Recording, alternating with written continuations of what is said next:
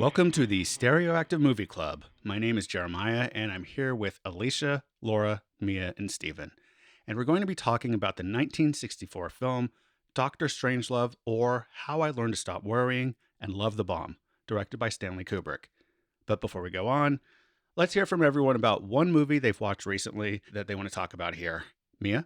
So the other night, inspired by watching Dr. Strangelove, I watched Death to Stalin, which I've seen before and is so funny. Have y'all all seen it I here? haven't. No, Steven, you saw Oh. it with us. I have no recollection of that. Okay, movie. well, let's move on. You should rewatch it because it's so good. It's like a satirical take of Stalin dying, and it has Steve Buscemi, and it's just really funny. And it's like all of them like jockeying for power humorously as Stalin dies. And it fit really nicely with watching Dr. Strangelove this week. So I definitely recommend it. It's did we rent it? Yeah, we had to rent it. Yes, we had to So. rent it. So sorry about that. But it's really good and I highly recommend it. Yeah, and then we also recently watched The Godfather Coda, The Death of Michael Corleone, which I wanted to bring up since we have obviously covered the first two movies on this podcast. And for me personally, it had been a very long time since I'd seen the original version of The Godfather Part 3. So it was weird watching this recut of it, and there was a lot in it that I was like, was this in there originally in some other form, or how much of this is new?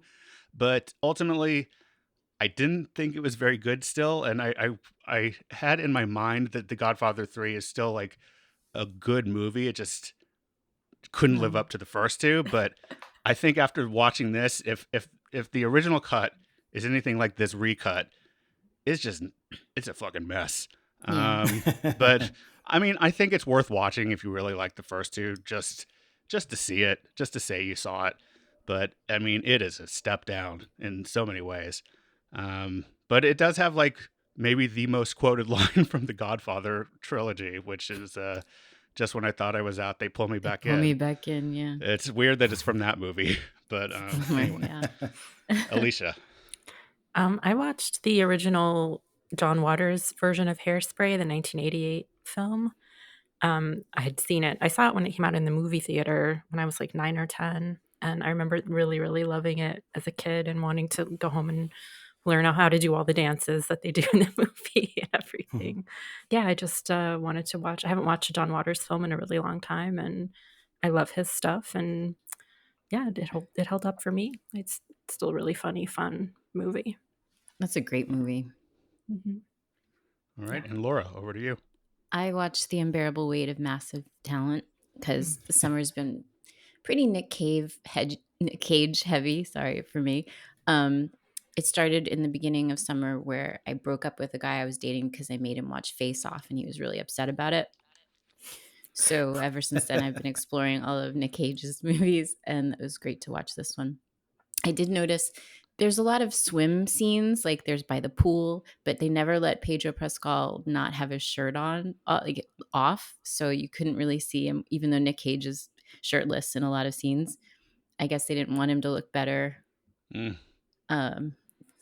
that's what I took away from the film, that I didn't get to see Pedro Pascal without his shirt on. Pedro Pascal must have something where in whatever project he's in, he can't show something. So in Mandalorian, he can't show his face.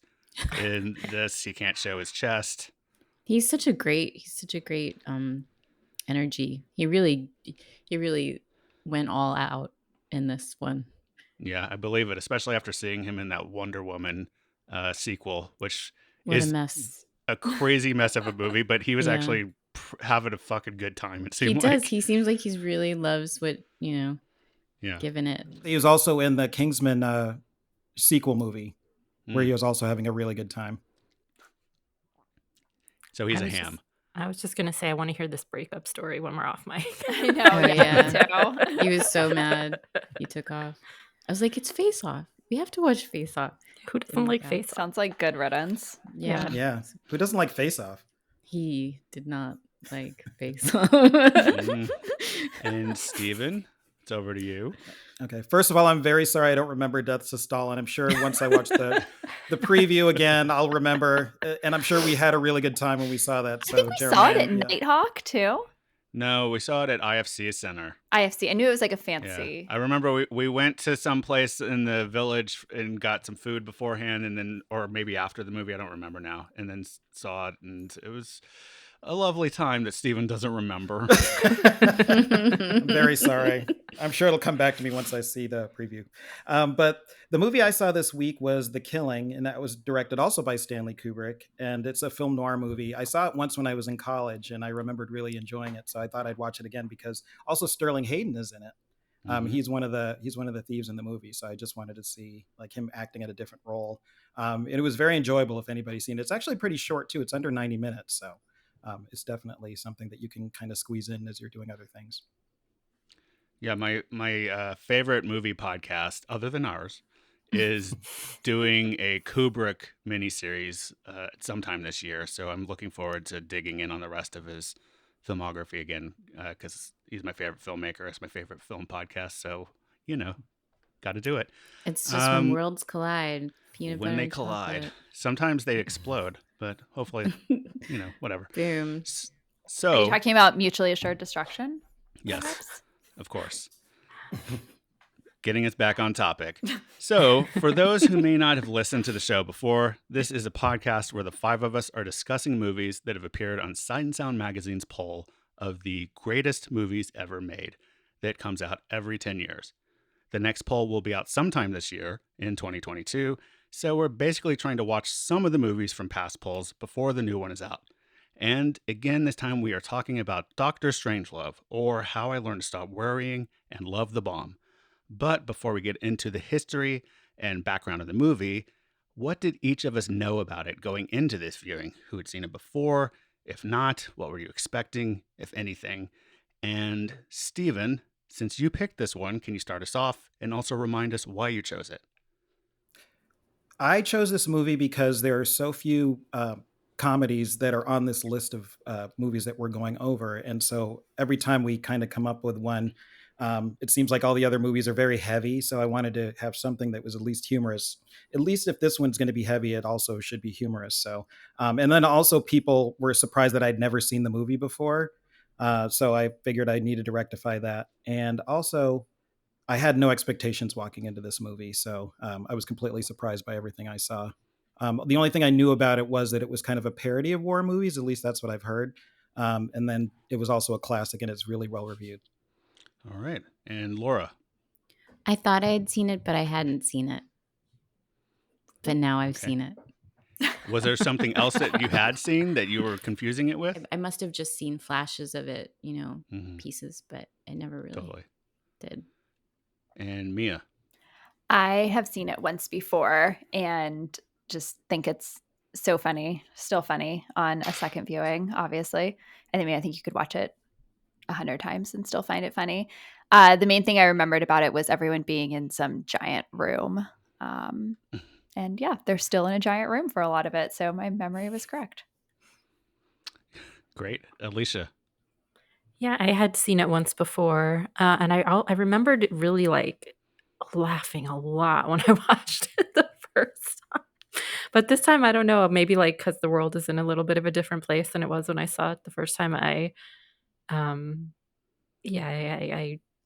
didn't. I caught the edge a little more this time, I guess. But that was that was how I came into it. Right. And yeah, I'd seen it many times before. I've owned it, I think, on VHS and DVD. If we ever switch over to being Blu-ray people, I'll surely get it on Blu-ray, like 4K steelbook thing or whatever. But yeah, like I said, Kubrick is my favorite filmmaker. This is one of his best films. I mean, it's hard. He has so many good films. A bunch of them are grouped at the very top of the list of his films for me. Yeah, I think it's a movie that I love to revisit every few years and kind of see what strikes me that time as I get older. I think it's another sort of maybe a comedy Rorschach test to go back to what we talked about with the Persona episode. We're going to where use that now. Yeah, sure. Well, I think a lot of these movies are that, like especially I think a movie like this where you can get something out of it. I should say this. This is not about like my expectations and all. This is like about watching it. So I've seen it many times, and Yeah, I love it. So I was excited to watch it again. Okay, so that's where we stood on the film before watching it for this episode, and we'll get more into the film in just a moment. But first, let's take a quick break.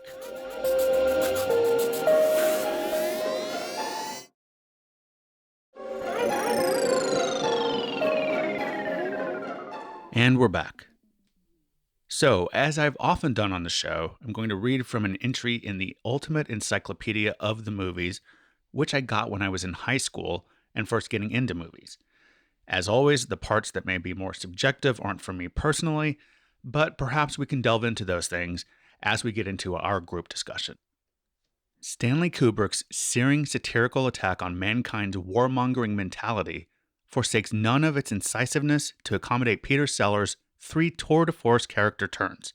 As a British RAF captain on an American base, the US president, easily the funniest thing in the film, and the eponymous German rocket scientist, sort of a cross between Werner von Braun on some not very nice drugs and a tea trolley. Then there's George C. Scott as a gung-ho Pentagon general waging war on the Ruskies, a deft comic turn balanced by Sterling Hayden's po-faced tough guy performance as the general who dispatches Yankee bomb planes on Russia. A darkly comic comment on the stupidity and self-serving nature of politicians in the military, Dr. Strangelove remains scathingly funny and timelessly relevant due to the clever script and impressive acting. It's also amazing to look at, thanks in part to Gilbert Taylor's startling black and white photography, but mostly to the breathtaking sets by Ken Adam, the man responsible for the look of the early James Bond films. It was bold of Kubrick, just after the Cuban Missile Crisis, to make fun of nuclear Armageddon with a deadly earnest, farcical story of one side or the other blowing the world to bits by atom bomb through absurd accident or plain stupidity. The ending, with Slim Pickens sitting astride the bomb that blasts us all to smithereens to the tune of Verlaine's We'll Meet Again, is particularly dark and dangerous humor. Based on Peter George's book, Red Alert, it was made at the height of world Holocaust paranoia, at the same time as Sidney Lumet's Failsafe, a film with such a similar premise and situations that the Strangelove production tried to sue. Again, that was an entry in the Ultimate Encyclopedia of the Movies. And I just want to throw in real quick that, along with Dr. Strangelove and Failsafe, another 1964 movie similarly tapped into the paranoia of the day, 7 Days in May, starring Kirk Douglas and Burt Lancaster, directed by John Frankenheimer and written by Rod Serling, depicted an attempted military coup in retaliation for the president seeking a disarmament treaty with the Soviets. Personally, I think Strangelove is clearly the best, but all 3 movies are well worth a watch and certainly paint a portrait of preoccupations of the time. But back to Dr. Strangelove more specifically, this was Kubrick's follow-up to Lolita, released 2 years before 1962. Its making began with the director's desire to produce a movie about a nuclear accident during the Cold War. As he was doing research for the project, someone suggested he read Peter George's book, Red Alert, and he eventually bought the rights for it and began working with the author on an adaptation. As they began to write, Kubrick at some point came to the conclusion that there was no real way to depict the scenario he was interested in without it seeming absurd. So they decided to lean into that absurdity and make it a satire, which is a departure from the more serious depiction of the novel. Satirical author Terry Southern, perhaps best known by movie fans as a co-writer of Easy Rider a few years later, was brought in to help with the tone. The casting of Peter Sellers was instrumental in getting the film made, with Columbia Pictures making it a condition that the actor play 4 roles, one more than he had in 1959's The Mouse That Roared. Originally, he was set to also play Major Kong, the bomber pilot, though perhaps against his better wishes, since he wasn't comfortable with the character's Texas accent. But an injury forced him out of the role, and it was recast with Slim Pickens, though not before it was offered to John Wayne. Another change of note is that the film legendarily originally ended with a giant pie fight between all the personnel in the war room. The film was originally set to open in late 1963, but was delayed due to the assassination of President John F. Kennedy.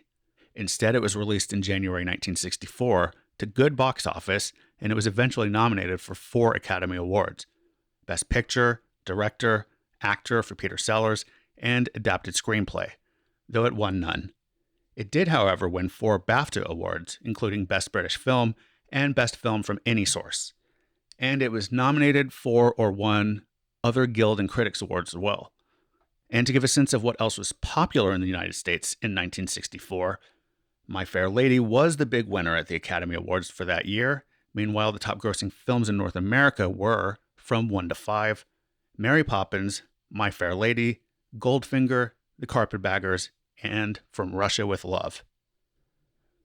Dr. Strangelove is often cited as one of the best comedy films of all time, as well as simply one of the best films generally. In 1998, it was ranked number 26 on AFI's 100 Years, 100 Movies list, and it reappeared on that list in 2007 at number 39. Also, AFI ranked it at number 3 on its 100 Years, 100 Laughs list of film comedies. For our purposes, it only appeared in the top 10 of one of Sight and Sound's polls once, when it was ranked the 5th greatest film by directors in 2002. In the 2012 polling, it was ranked number 117 by critics and 107 by directors. Among the directors who included it in their top 10s were Lawrence Kasdan, Michael Mann, and one of my professors at NYU, actually, Amos Poe. So, Stephen, since this was your pick, can you start us off with your thoughts on the film and whether it met... Well, you said you didn't really have expectations, so did it just what did it do for you, I guess? Well, I did have expectations just because everybody's been like, how could you have not have seen this movie? It's like one of the best movies ever made. So when you walk into something like that, you're expecting it to blow you away. And for the most part, it did, just because it was something that I didn't really expect. I didn't expect it to be as funny as it was. And there were so many one-liners in it. And then the one-liners, sometimes they would make you laugh, but at the same time be like, oh, just because it was really like what they say is dark humor. So for that, it was just enjoyable. And I really liked the performances. They seemed really larger than life a lot of the time. So I think that was probably part of the whole parody of it. And I also enjoyed how everything kind of looked like those spy movies from that era. And like it felt like a 60s kind of vibe to it. So I really enjoyed that. And then I also liked it kind of reminded me, I guess, about, I mean, just the fact that, you know, a conspiracy theory can actually like ruin everybody's lives. And it sort of tied into everything that we were talking about or what we're living through right now. So just from watching it just made me think of like, this isn't so far off. And I can understand why people really can get something out of it through the generations of this movie. Just by watching it, you just sort of like, it can tie into just about any time. So I really did like it. And I feel like I could watch it over and over again and get something out of it, just like some of the other movies that we've seen. All right. And Mia, what about you? I totally agree with so much of what Steven said. I thought like it's so funny. There's so many little moments or just, you know, people's names or like the way they refer to the Rand Corporation as the Bland Corporation, like just all these tiny little details that are so funny. And the way it's shot and the sets and all of that is just like, it's so amazing. It's so cool. I love it. I definitely, like Alicia said earlier, I noticed more of the edge to it. And it's funny because I watched it for the first time not that long ago, since the pandemic, I believe. So, but just somehow seeing it more recently, I definitely picked up on the conspiracy theory stuff more. And yeah, it's just you can see how easily something like this like could actually happen. So even though I still found it overall very funny, I definitely felt a bit more like, oh, okay, this is hitting a bit closer to home. Whereas I think the first time I saw it, I was more just laughing and not really thinking about the real reality of it. Although once you get to the end and instead of the giant pie scene, just the montage of nuclear holocaust explosions happening. I don't know, definitely. And I especially can imagine when this came out of how people must have felt seeing that on the big screen in the movie theater when this was a much more real threat than we deal with today. So yeah, he ended it with a kicker, that's for sure. Laura? Initially, the filmmaking, it's not that it was black and white. I love black and white movies. It looked like there were a lot of day for night shots. It was an adjustment for me. The claustrophobia of the plane. There was so many wide shots without cuts. Usually, if they're wide shots, there's cuts that zoom in so you can see. And there wasn't a lot of that. Maybe it just was a different kind of film that way for me. So it took some getting used to, like the long shot scene where when Peter Sellers, as the British um, lieutenant or whatever, he goes into the room with Sterling Hayden, and that it's filmed from afar and for the entire scene. And I think it's so that you watch him lock the door, so you get a sense of what's really happening in that. But it's also very removed from it. So it was interesting. It was adjustment. I mean, the performances are amazing. Stuart C. Scott was just incredible. Peter Sellers as the president was the funniest part to me of the film. And yeah, it's just a big fucking wild bummer of an end, which, is supposed to, spoiler alert, we're all dead now. You know what I mean? So yeah, that's what I'm not sure if that's a real succinct answer either. It was the first time I've seen it. So, But it sounds like you overall enjoyed it or appreciated it, right? yeah, I did, but it was an adjustment. Gotcha. I really liked the font they used in the beginning of the thing. Hey, the font is so good. I was You like, should wow, that's recognize a it. really good font. It's what we have as our logo on our Facebook Oh, really? group. Wow. Yeah, and cool. I was using it for our the podcast for a while, but it's a little hard to read on a little phone device. So, yeah, Alicia, what about you? Yeah, I enjoyed it again, and yeah, kind of as I said earlier, I think I picked up on the edge of it a little more this time than I did the first time, and I don't think I really thought about the fluoride conspiracy theory thing the first time I watched it. I mean, obviously he says it, so I'm sure I registered it, but I didn't put a lot of thought into it. I just thought, oh, this guy's crazy. But I know that is a real conspiracy theory that some people believe about fluoride in the water being a bad thing. But I also, it's funny that Laura mentioned the sort of seeing things at a remove, because I picked up on that a little bit this time when I was watching it too. And just that the people in the war room are very removed from the reality of what's happening in the airplane. And even the people in the airplane are kind of a little bit at a remove because they're flying up above. This isn't a movie that's about the type of war where you're having hand-to-hand combat or anything like that. It's this movie that's about this war that isn't really fought in the traditional sense. It's very we fought proxy wars in Korea and Vietnam and things like that, but it's the average American isn't in the war, thinking about the war on a daily basis, or contributing to the war effort or anything like that. It's for that time, I think it was a very new kind of war and a new kind of feeling about being sort of separated and removed from the reality of it. So I thought that was interesting too. Since you both talked about the remove or whatever, I wonder if that has anything to do with the whole idea of comedy plays in the wide shot. So I wonder if that was a purposeful thing in the filmmaking of relying more on wide shots and medium wides or whatever, more than close-ups. Yeah, Laura? I think the sets were a key character of the film. Sure. And so that was really integral to the scenes. And that's where the wide shots came in to really give them more weight. Right. Right. For me, yeah, the conspiracy thing also hit me different this time because it's something that I was very aware of being part of the movie, but pretty much every time I've seen it before, maybe not the last time, but even it's jumped up since then. It seemed still fanciful in some way, but this is the first time I've watched this movie since we've lived through conspiracy theories leading to an attempted coup, and that's what this movie is about. So it's kind of a little wild to watch this movie from 50 years ago. That basically, you can make a version of this today and about something else. And I think there are movies that kind of try to achieve with topics that are the hot button issues of the day today, what Dr. Strangelove did. I don't know if anyone's really pulled it off, but yeah, it must have been crazy to see this movie in 1964 after all the stuff that had just happened in the months before that.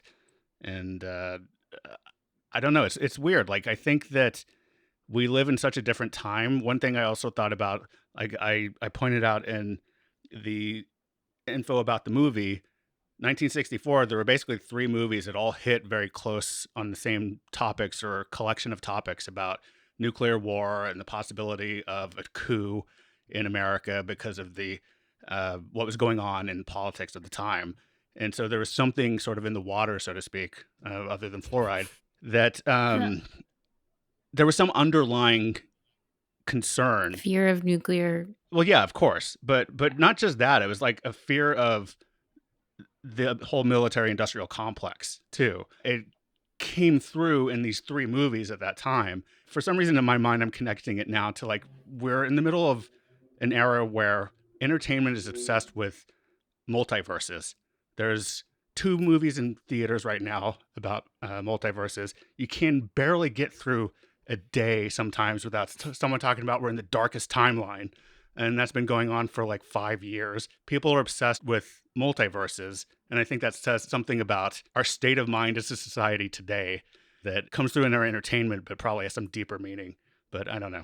I don't know what the direct I'll line have to is. chew on that one for a bit. Is it like we'd rather be anywhere but here? Well, sure. That's exactly what I was thinking, Mia. Yeah. There's got to be a better reality than the one we're living in. Of course. I was just going to say, too, if they did want to remake Dr. Strangelove, like the January 6th version of it, it would be like Trump as the insane general, but somehow also as the president, which I guess would just be like Peter Sellers playing one different character here. So it could totally work. Alicia? I was just going to say, in addition to the Cuban Missile Crisis had just happened and the whole military industrial complex thing that was kind of starting to become a big thing in American life, was also like the blacklist stuff and the McCarthy hearings had sort of happened in the decade at least before that. So that was another like, right. I think they kind of felt like, whew, that's over. Now we can like, let's go nuts. Make some movies about this. I did read this one thing that was talking about how, in terms of a scenario like this actually being able to happen, where a general or someone not the president could like press the nuclear button, it could totally happen. I don't know about anymore, but at least then they had really convinced, like the military, I guess, someone had really convinced Eisenhower that like, what if something happened? Like, what if you were incapacitated or we couldn't reach you and, you know, Russia is attacking West Germany or another NATO country or even America? Like, what would we do? So he was like, oh, yeah, I guess like other people should be able to launch missiles, basically. And then like a week into Kennedy being president, they like gave him this memo and he was like, wait, what? Like, no, we can't have like all these people who can just launch nuclear weapons. Like, that's literally insane. And they did this big review of the nuclear warheads that we had like all over Europe and stuff. And they were like unlocked. Like literally anyone could have just like set them off. Like the world is actually, I was reading this really interesting article about it and I didn't have time to finish it. So I don't know. I would assume that like, hopefully we're safer now, but apparently the military was also like, we don't want locks on these things because they thought it was like government interfering and like, what do you know, our soldiers aren't gonna like, you know, set off one of these on accident or go crazy or something. So it was this whole thing.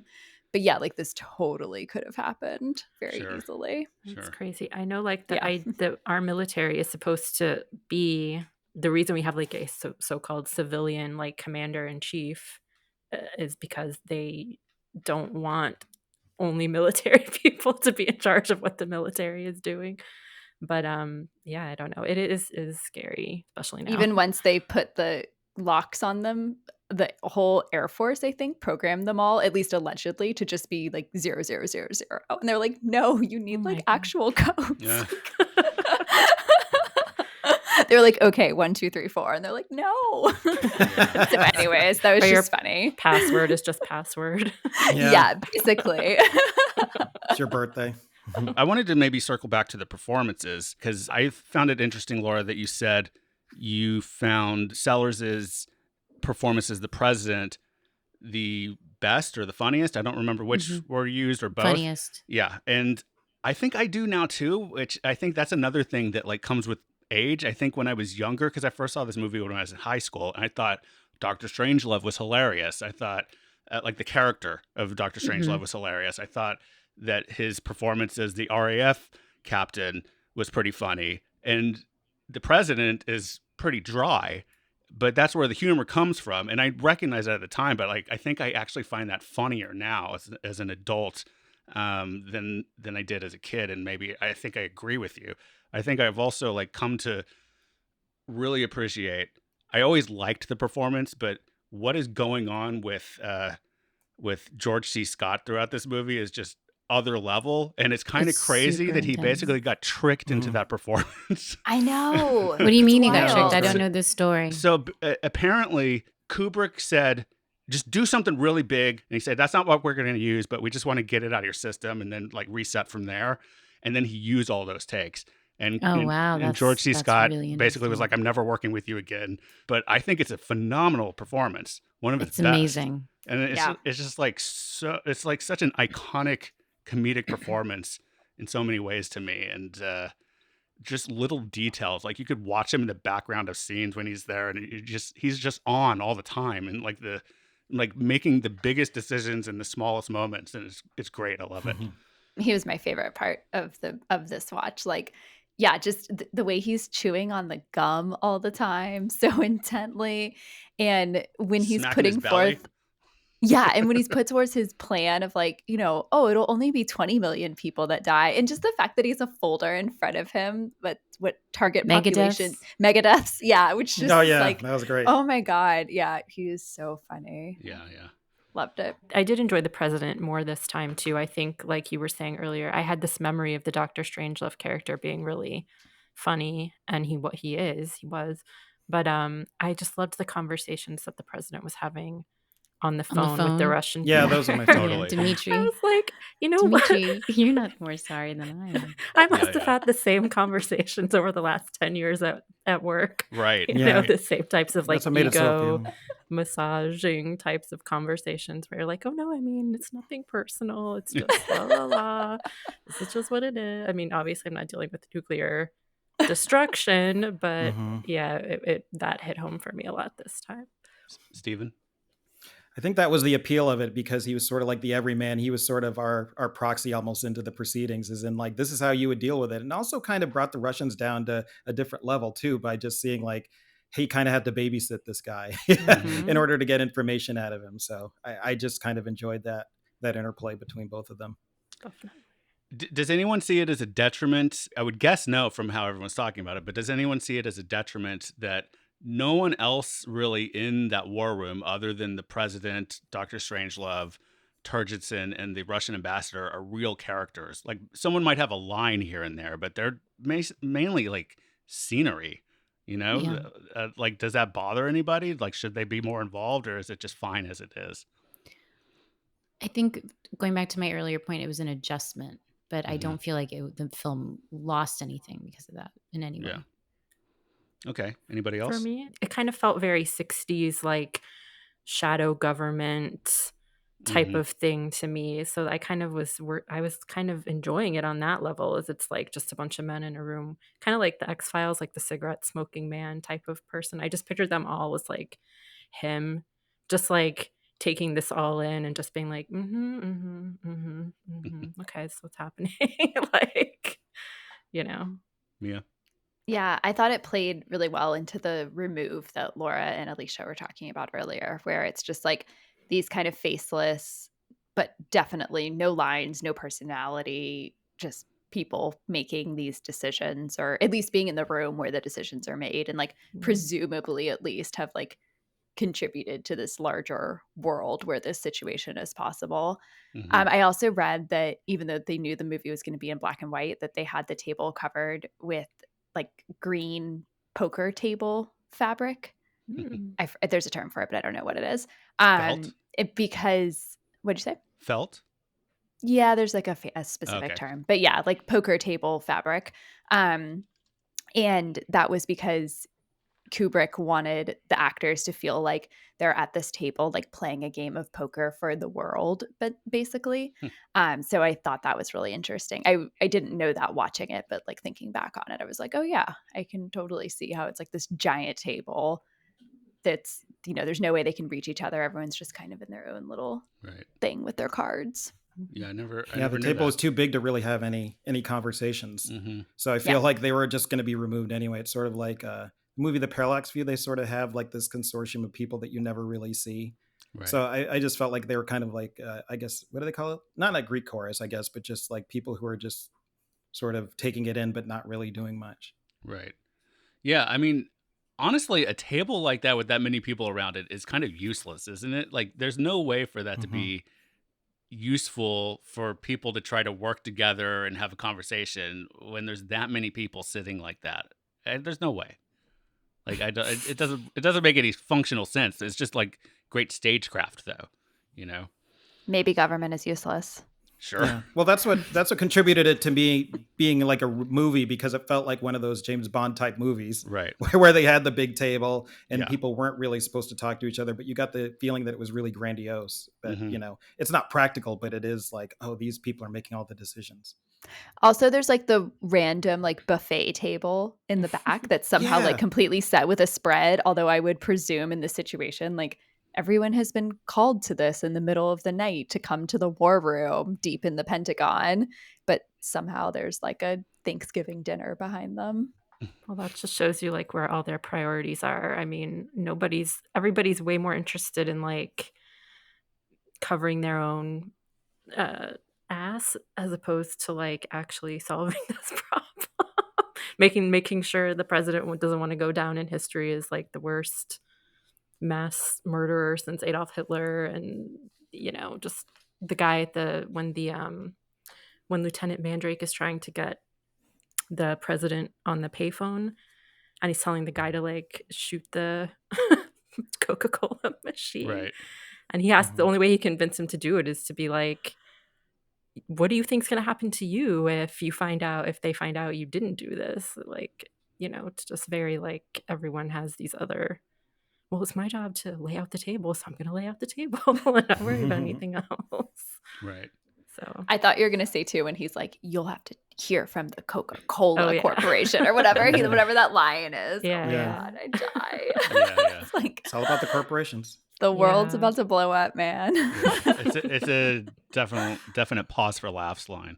But Yes. what does everyone think of the battle footage? Because I think that's a thing that the first time or two I watched this movie, it kind of washed over me. I don't think I really noticed it that much, but it's like this very stark contrast in a way to these little vignette scenes that we get in these offices and war rooms and things like, and on the plane where it is claustrophobic, and then we open it up to the world for a minute to see what looks like pretty good guerrilla style footage of people seemingly actually fighting. It's very well done. Laura? It stopped being a comedy for me as soon as Yeah. those people got shot. Okay. It's too real. I know this movie is really well respected, but yeah, It breaks it for you? it does. Yeah. It did. Anybody else? I barely remember it, to be honest.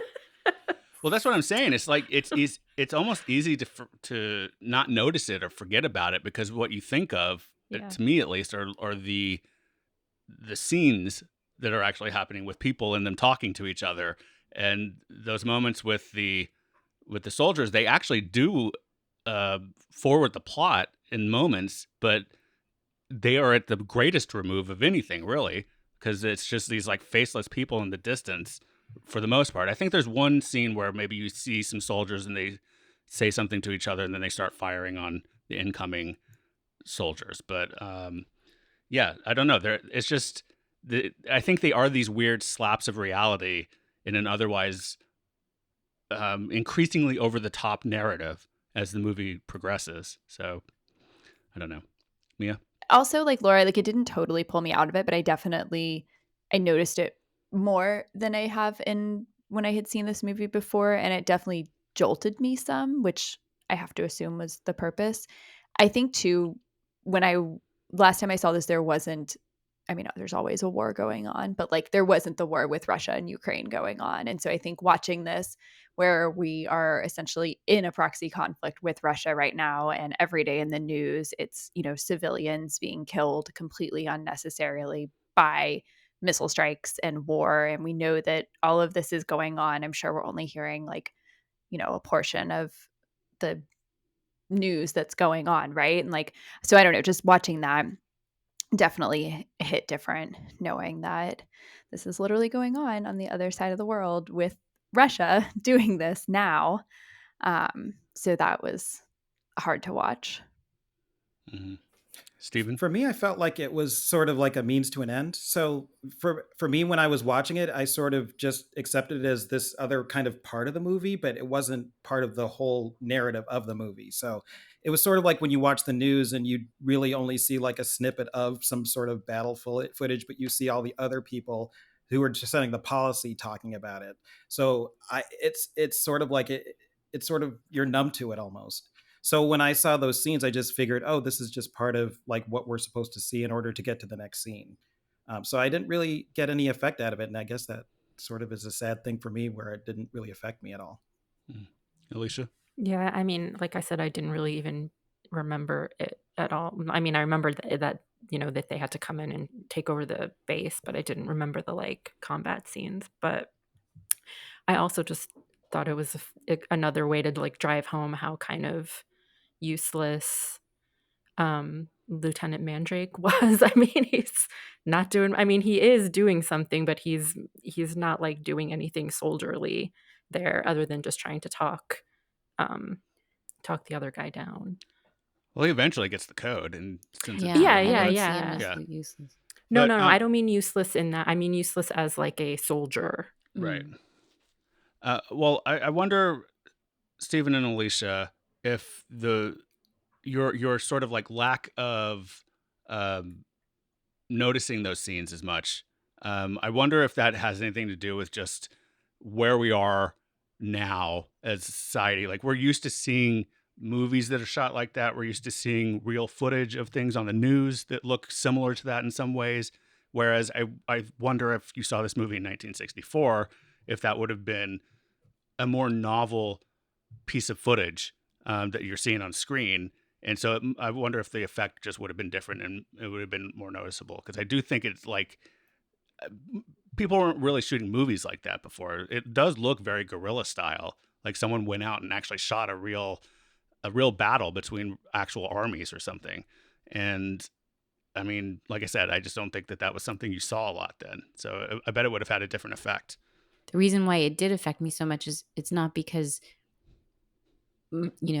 war stuff isn't everywhere, and murder en masse. Like, movies with CGI, thousands of people are killed in seconds, and you don't even bat an eyelash because you're not supposed to. The film is made in this way where it's just life. It's just True. not as consequential. This had more. It was more realistic, and just watching that a couple of soldiers go down, get shot, right, was enough to take me out of the comedy aspect of the film. Mia? I think too, for me, what it was is, they're dying completely unnecessarily, and that it's like the soldiers who are shooting them are Americans shooting other American soldiers who are trying to prevent this bigger thing from happening. But like, there's not the backstory of the ones who are being killed of like, oh, we got to go to this base, we got to save people, right? They never show anything like that. They just kind of like are there in trucks and are then getting mowed down basically. But to me, that was what got me. Like, I mean, I know war is hell and there's always people killing other people and it's a war movie and like that's what happens, but in this, to me, it was just like, no, wait, like none of this should be happening. It's just this constant like comedy of errors building on each other. But like the fact that there's people running and just getting like mowed down was just really intense. Like, I don't know, they're not like in a truck that just gets blown up or something. Like, you actually see them like fleeing. And maybe that's more what you're referring to, Jeremiah, with like the guerrilla kind of stuff. I didn't really think about it like that, but it just more seemed like, oh, these tiny little people moving, but like actual human beings. No, I mean, I think that connects to what Laura was saying, which I hadn't really thought of it like that. Of, yeah, we're used to seeing millions of people die sometimes in a single moment in a movie now, but it's all so fake so often that I do think moments where it seems more real. The film school term is verisimilitude, I believe. Uh, it's they can stand out. So I wonder if that's, like, for me at least, like, it kind of came full circle of I didn't notice those things as much because I was used to seeing things like that when I'd originally seen this movie, but now I'm used to seeing Marvel movies where they wipe out an entire universe or something, and no one bats an eye, and it's not that big of a fucking deal. And so seeing this now hits different. And I'm just older too, so I mean that's not to discount that in any way, shape, or form. But yeah, I don't know. Can I talk about one more thing? I was gonna save this for the end, but if people want to talk about it more, but the actual like right before the end of the movie when they're all like, "Oh, sweet, we can go underground with like hundreds of women and just like live in our mine shaft layers of, harems," basically. I was just like, oh my God, like men, like y'all are the worst. Sorry, Jeremiah and Steven. But like, of No, I mean, course, they're like, oh, literally like billions of people are about to die, but let's like round up the hotties and like get them underground stat. Like, well, honestly, I think you're setting up Steven's question as far as I'm okay, concerned. So, Steven, over to perfect. you. Okay, so my question was, I mean, I don't know if this movie was considered like an ensemble piece because there were so many great characters in it and everybody kind of had their own story arc. But the movie is entitled Doctor Strangelove or How I Learned to Stop Worrying and Love the Bomb. What do you think the title really means? Because he's not a huge part of the movie. He's sort of more at the end. So, but the movie's entitled that. So I just wanted to know, what do you think the title means and why they had him in the title?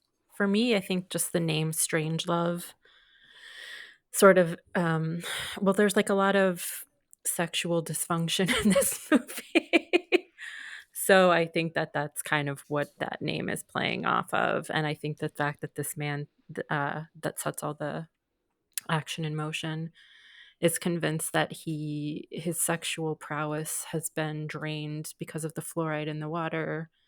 um that's sort of the reason that that's sort of the reason he does all of this, is because his masculinity, his sexuality is threatened. It just sort of plays into the title of Strange Love. And then the whole in the whole military war and all this stuff is like largely about the male ego. And I mean, obviously a big part of that is like sexuality and masculinity. And then I think like at the end, like Mia was mentioning with the just having 10 women for every man and in the mine shafts. And yeah, like if you think that's the life you're going to go lead after this happens, maybe you would stop worrying and love the bomb. So that was kind of my take on the title. Yeah, and I think if part of your question, Stephen, was about like why is the movie named after that character, who is like a relatively small part of the movie, he doesn't come in until the last stretch, really, as when he first appears. But I think he is so representative of the absurdity that Kubrick is trying to get at with the movie. He's an absurd character who behaves absurdly, and so I think it makes sense to name the movie in a way after the most absurd element of the film. And then I agree with Alicia and connect it to what Mia said of like, yeah, I think these guys are learning to like this situation. And also, I think you could say that, by the way, we haven't touched on the fact that Sterling Hayden's character is named General Jack D. Ripper. Mhm. But he is also, in his way, he has learned to love the bomb as a solution for his erectile dysfunction or his whatever the hell is going on with him, his lack of prowess, as I think Alicia put it.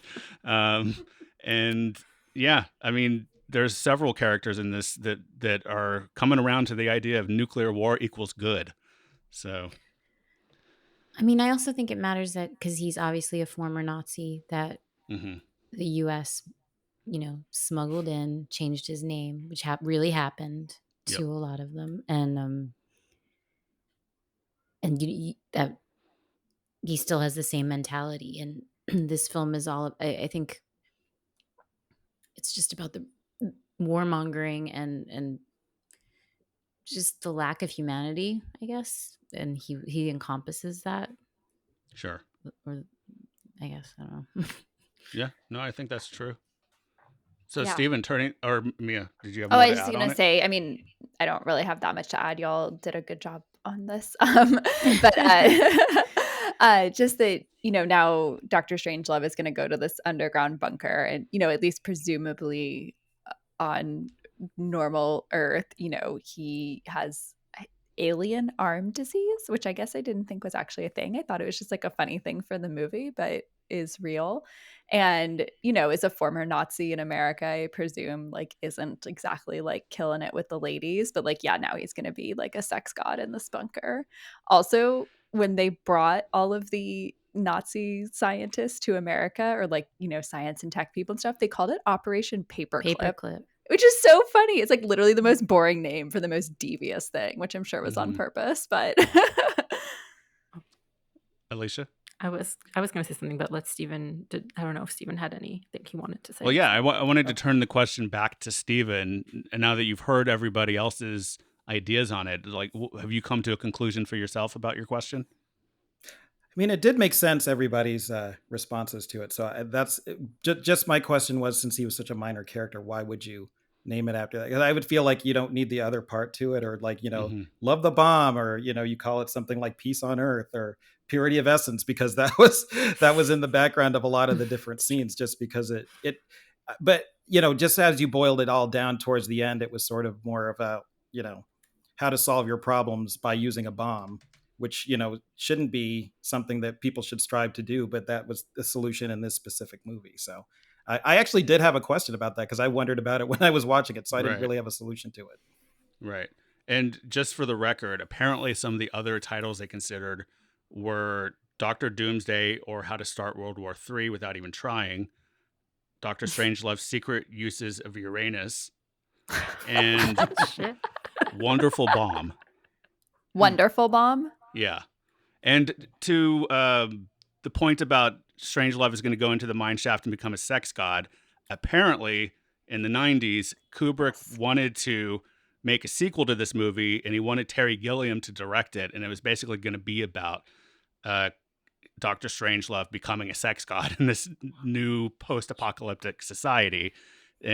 But I guess Terry Gilliam didn't even know about it until after Kubrick died. It never made it to any sort of stage of that kind of development. But I'm I not think sorry that would have I been didn't crazy. see that. Yeah. What was that, Laura? I'm not I could have sorry. gone bad.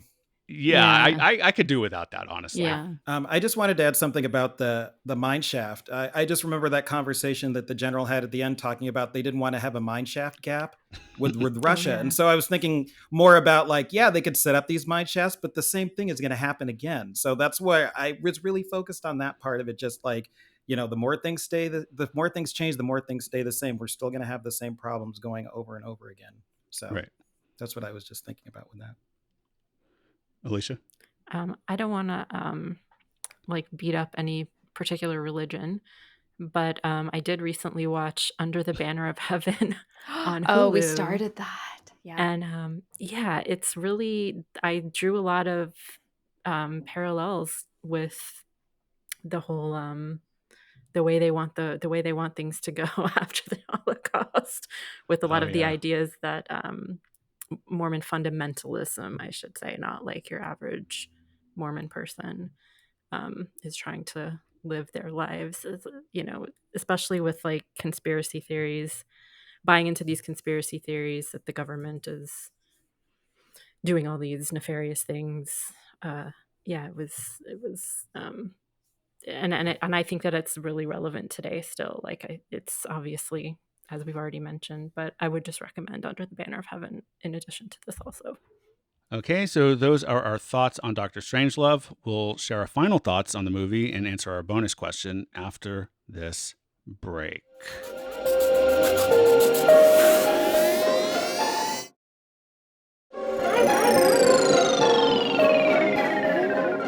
And we're back. So What was your favorite scene or moment or element of the movie? Steven, let's start with you. There was a lot of them, but one of the ones that we didn't talk about was just the conversation that they had with Miss Scott. She was the only woman, I think, in the movie. And just the interplay between her and the general, and the way that she was sort of translating what he was saying into the phone was really funny to me. And then also, like, the responses that she was giving, I was like, I don't think there was enough time for the guy to actually say that for her to talk. So I just thought that that was kind of an interesting scene that was just sort of like I guess it was out of place, but we didn't really talk about it. I wanted to get to the bottom of that a little bit, but we'll just move on from it. Yeah. Alicia, what about you? I really enjoyed when they first opened their like survival pack and they were talking about all the stuff in the survival pack, and it was like, yeah, we got this, we got pep pills, we got sleep pills, we got vitamin pills, we got nylons, we got rubles, we got gold coin. I just thought that was really funny, and how at the end he was like, oh, you can have a great weekend in Vegas with this. Right. I just thought it was really Which funny. Originally the line was in Dallas, but they changed it after Kennedy was killed. Oh, that's Yeah. dark. Laura? I liked when he took off his headgear for flying the plane and put on a cowboy hat once they went to Yeah. activate the missile. And all just the scenes with the president on the phone, and just because they were long, and I couldn't help but think he's not talking to anyone.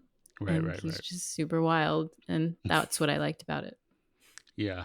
And I also, speaking to Alicia's part about, sorry to keep going on, but the sexual dysfunction aspect, I think the entire opening credit scene with the planes is symbolism for that. And I didn't realize that until Alicia made her point so clear about the title. So I thought that was really interesting. I think that's been compared to like breastfeeding or something. The refueling in the air, something like that. But yeah. Okay. Mia. My favorite scene is probably when Mandrake is being like hauled around and is like, I need to use the payphone, I need to call the president, and then he's like talking to the operator and he needs 5 more cents, and just all of that. And you're like, oh, he's gonna give him the code, like it could change everything, and it's like all these little things stopping him. And when he has to when the other guy has to shoot the Coke machine for him, I don't know, it kills me. I die laughing there. Yeah. I think I'm gonna be with Laura on this. The calls with the president on the phone with the Russian premier are great. Like I said earlier, I appreciate them more now than I did in my first viewings of the movie, and I think they belong in the pantheon of great on the phone moments in movies, which there are some really good ones out there. Like I always think of Dog Day Afternoon, some of All the President's Men, and I don't know if this rises to the level of the others, but it's a personal favorite, Buffalo 66. Some nice sweaty phone calls there. This one not so sweaty, but still very entertaining and awkward. Alicia? I remembered that I had a question that I forgot to ask, but maybe I might just have to Google this.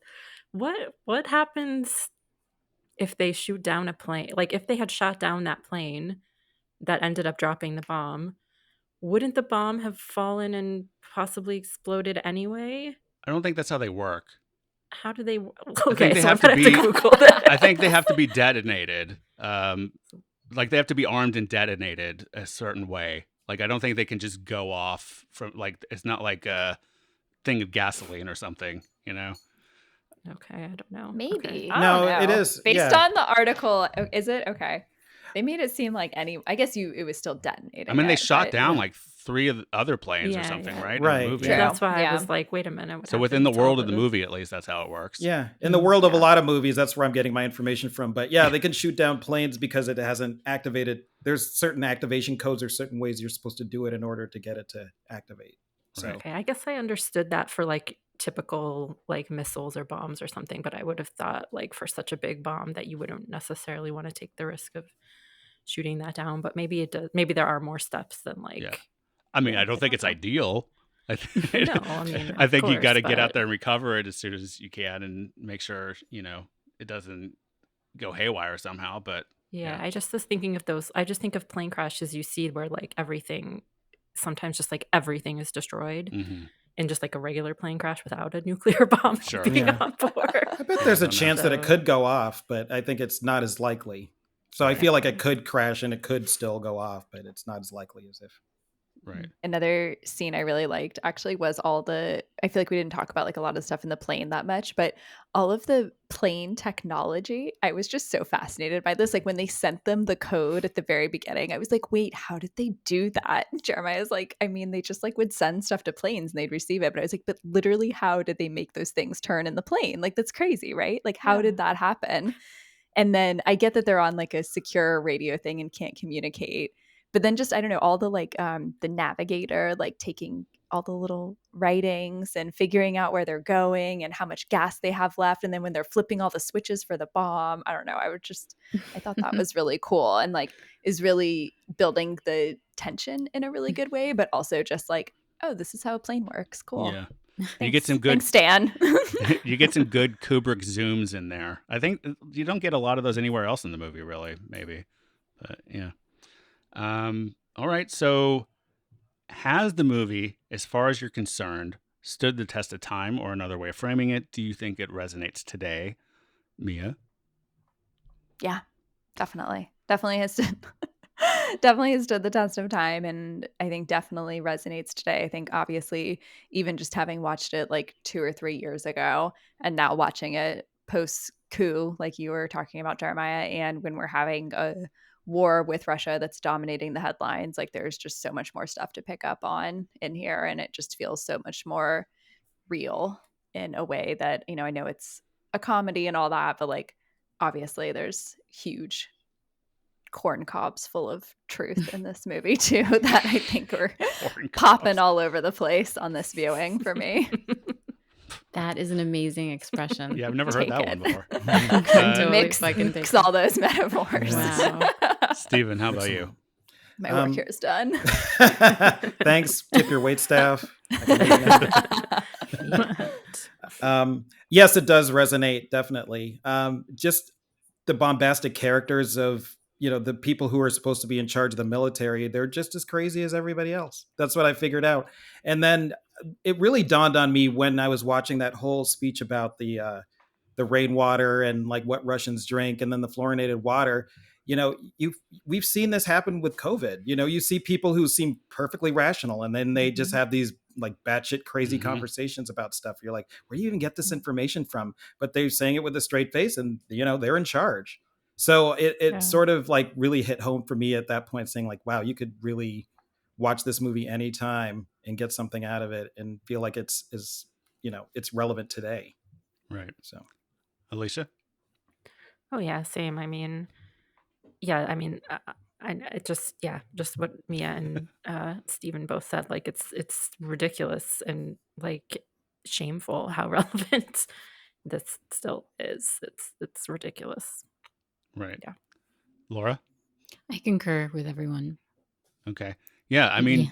to me, as we're talking about it, I think it's maybe the rare movie that actually increases its resonance or has increased its resonance. Like, I think there are plenty of movies that we've talked about in this series where they've remained resonant, they've remained relevant, and they've stood the test of time. But like this one somehow picked up steam in the last several years, which is really sad, to Alicia's point. Yeah. And kind of scary and stupid. But it's a great movie. I think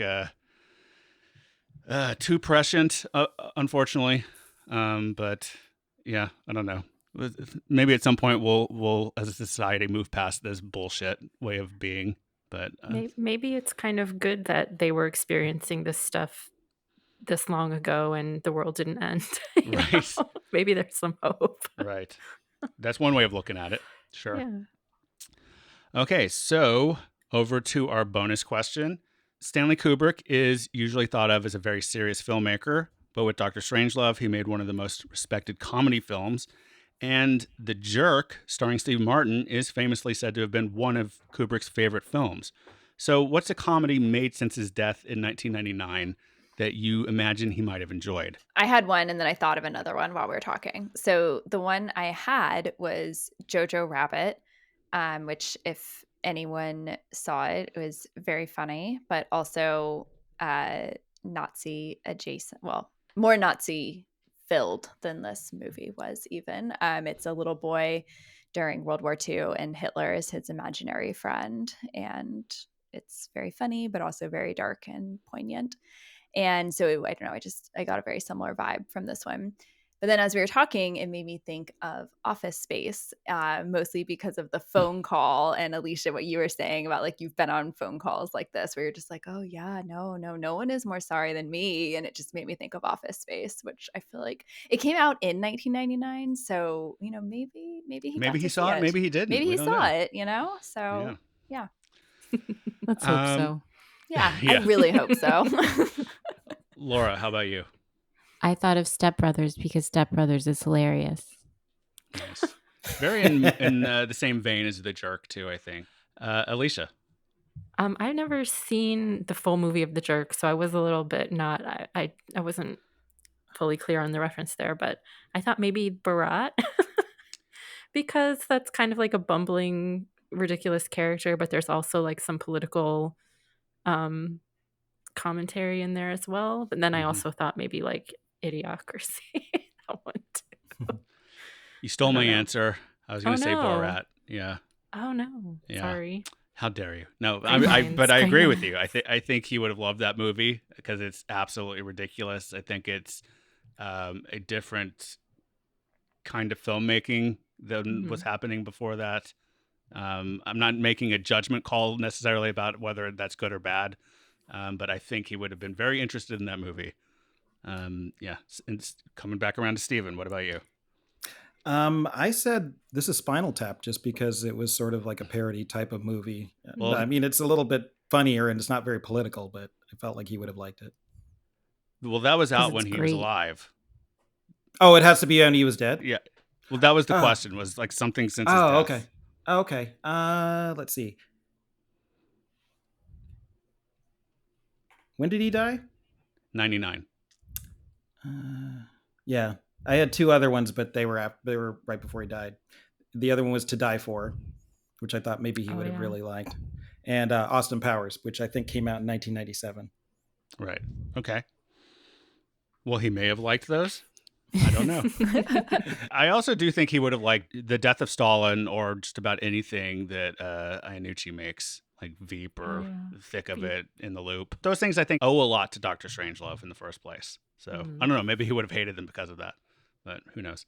So, yeah, I was very happy to rewatch Death of Stalin after we watched Dr. Strangelove at Mia's suggestion because it's really good. All right, so our next episode is Laura's fourth pick. So, Laura, do you want to tell us about that? Pather Panchali by Saviat Ray, released in 1955. It's available on HBO Max, Criterion Collection, Canopy, or to rent via Apple, Amazon, and Google. There you go. That's it for this episode of the Stereoactive Movie Club. We invite you to join us in our Facebook group at facebook.com/groups/Stereoactive Movie Club. You can also email us at stereoactivemovieclub@gmail.com. You can even send us a voice message on our show page at anchor.fm/Stereoactive Movie Club.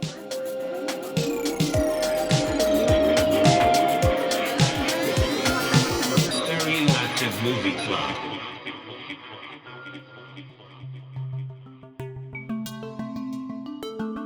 This podcast is produced by Stereoactive Media.